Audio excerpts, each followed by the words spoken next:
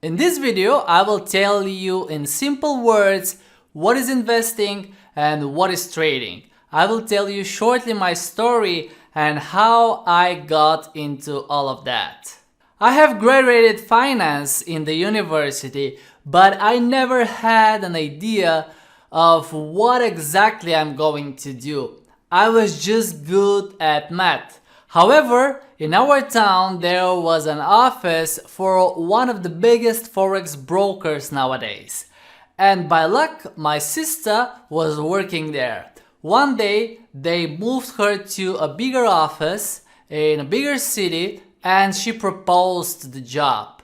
I accepted, and there I found that trading was my passion, and later on investing after I had money to invest, of course.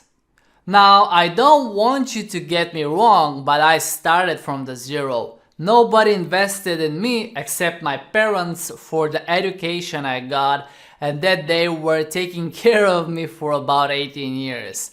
But with trading and investing, it is really possible to start from scratch and build your career, or at least a hobby which will bring you some extra money.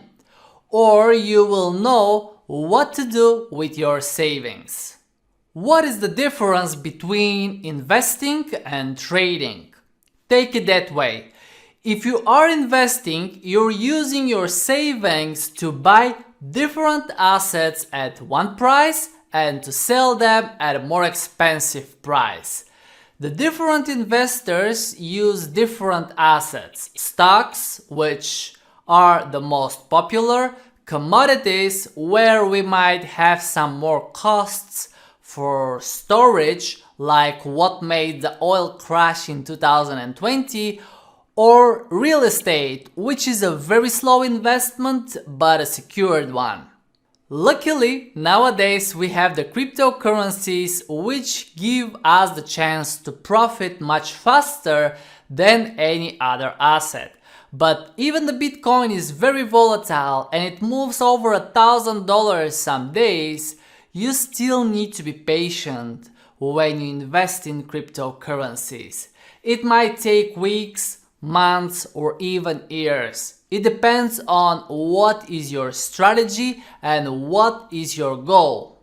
Now, trading is much more active. We buy assets and we sell them in a couple of hours or even minutes.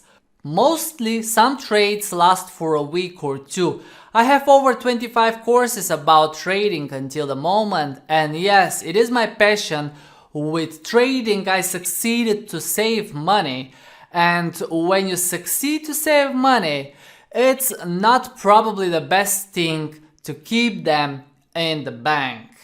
And in the next lecture, I will tell you why I'm not doing that, and as well, I will share with you how I manage my savings and how do I invest.